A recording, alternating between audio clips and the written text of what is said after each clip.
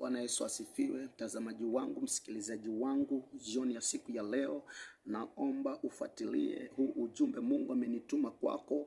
Ameona kilio chako, ameona hitaji unalohitaji, ameona tamanio lako, na nina ujumbe wako nimetumwa kwako jioni ya leo, ili ya kwamba Bwana akafanye muujiza unaohitaji, akafanye jibu ambalo unalitazamia. Natamani ufuatilie mpaka mwisho, nami nasema katika jina la Kristo, hii iwe njia ya imani kwako. Mungu atende hilo jibu, nami nasema pokea katika jina la Kristo. Hebu karibu nikupe kitu ambacho chaenda kukupa ushito wa Bwana akafanye kitu ndani ya maisha yako jioni ya siku ya leo. Bwana amenituma kwako nikwambie, wewe ambaye wasikia kwamba umelia, umeomba, unahitaji kutoka kwa Bwana. Mungu anasema tengeneza njia ya imani ya hilo jibu ambalo unalihitaji. Wacha kubaki tu katika imani na kuomba na kulia. Taka nikwambie, Bwana anasema kuna haja ya njia ukapate kuitengeneza. Hebu soma katika kitabu cha Luka 3:4-6. Maandiko hapo unaambiwa kwamba mtumishi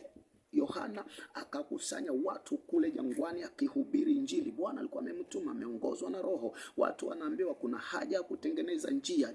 Kuna haja ya kutengeneza njia. Maana liko jibu Mungu alikuwa anaenda kuliachilia. Na waliotengeneza njia tunaambiwa wakabatizwa na tayari wakawa katika laini ya kupokea. Sizungumzi imani peke yake, ninazungumzia kitendo cha imani. Maana imani bila kitendo tunaambiwa imekufa. Kuna haja ya kitendo. Njia inatengenezwa katika imani. Ni lile tendo ambalo linaambatana katika imani. Maandiko yanasema ya kwamba ukisoma kitabu kile cha Luka 8:43-48 utaona kwamba kuna mama pale ambaye alikuwa ametokwa na damu miaka 12. Licha kwamba alisikiliza ujumbe wa Yesu akajenga imani, ila ndani yake akatengeneza njia, akapokea muujiza wake. Ukisoma katika kitabu cha Ufalme wa Pili 4:8-17 kuna mama aliyejenga chumba anaitwa Mama Mshunemi. Akaona watumishi kila wakipita, alianza kualika chakula, hatimaye akajenga malazi, akajenga chumba. Maandiko yanasema watumishi baada ya haya wakatamuka, anasema Elisha,